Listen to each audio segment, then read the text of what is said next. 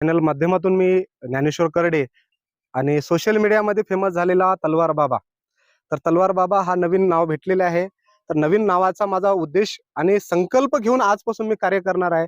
महाराष्ट्रामध्ये असेल की नवे नवे तर अख्ख्या भारतामध्ये जेवढे माता भगिनी आहेत तर त्यांच्या सुरक्षेसाठी लागेल तर मी कायद्याच्या चौकटीत राहून त्यांना जसं शासनाकडून परवान्यासहित कसं तलवारी भेटतील ह्याची मी पूर्ण प्रयत्न करील. आणि राहिली गोष्ट माझ्यावर गुन्हा दाखल झालेली ही सरासर खोटी आहे आणि मी परंपरागत चालत आलेली बिरदेवाची पूजा करतो. हा भंडाऱ्याचा महिमा सांगतो. जसं पट्टणकडोली असेल, आरेवाडी असेल, उमरगा असेल किंवा जेजुरीवर असेल, प्रत्येक ठिकाणी हा भंडाऱ्याचा महिमा आहे. त्या भंडाऱ्याचा महिमा सांगतो. मी कोणाला आमिष दाखवलं नाही. माझ्या विरोधामध्ये कोणतेही लोकांनी तक्रार दिली नाही. कोण्याही लोकांनी माझ्यावर आरोप केला नाही. हे लोकांनी घडून आलेले एक षड्यंत्र आहे. माझ्यावर निवेदन देण्याच्या पहिलेच लोकांनी माझ्या विरोधामध्ये बातमी दिली. तर अशा गोष्टी करून आणि माझ्या परिसरामध्ये श्री क्षेत्र बिरदेव देवस्थान हे खूप फेमस होत असलेले देवस्थान आहे. लोकांना बसण्या उठण्यासाठी जागा, अन्नदान करण्यासाठी जागा होत आहे आणि खूप सारे लोकांचे विचार विमर्श एका ठिकाणी बसून निर्माण होत आहे. तर कोणाला तरी कोणी राजकीय व्यक्ती असेल किंवा कोणी असं सोशल मीडियामध्ये कोणाला देखवलं नसेल त्या लोकांनी मला बदनाम करायचा प्रयत्न केलेला आहे. बहुजनांसाठी हक्काचा एक मंच किंवा बहुजनासाठी बसण्यासाठी विचार विमर्श एकत्र करण्यासाठी असा एक देवस्थानाचा ठिकाण बनत होता.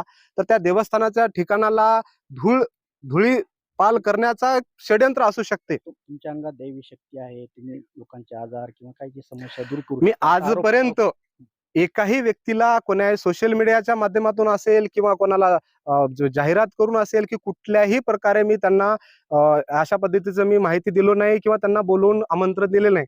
आणि मी येण्याच्या पहिले तुम्ही इथं आलात तर इथं कोण्याही प्रकारचं बंद खोली किंवा गेट लॉक असलेले असे काही घटना जागे आहेत का? तर तुम्ही रिपोर्टर माझ्या पहिले इथं पोहोचले होते. मी गावात होतो.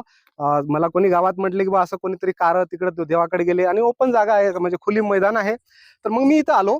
तर मला असं म्हणायचं आहे की जर समजा इथं कोणत्याच पद्धतीचे बंद खोल्या नाहीत तर मी लोकांना आमिष किंवा लोकांसोबत गलत कर्म करणं हा सरासर खोटा आहे आणि त्या लोकांनी बनवून घडून आणलेले एक षड्यंत्र आहे.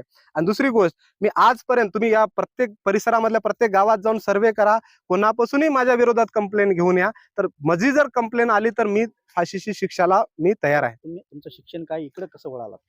पारंपरिक मी बोलल्या पद्धतीने पारंपरिक परंपरागत हे पूजा आहे. माझे आजीचे वडील इरगोंडा इथं पूजा करत होते, ते मेंढपाळ होते. त्याच्यानंतर माझी आजी ह्या देवाची पूजा करत होती, कारण एकुलती एक मुलगी असल्यामुळे ती करत होती. त्याच्यानंतर माझे वडील आणि माझे काका या ठिकाणी पूजा करत होते. त्याच्यानंतर मी पूजा म्हणजे वंश परंपरागत चालत आलेली पूजा पद्धती आहे.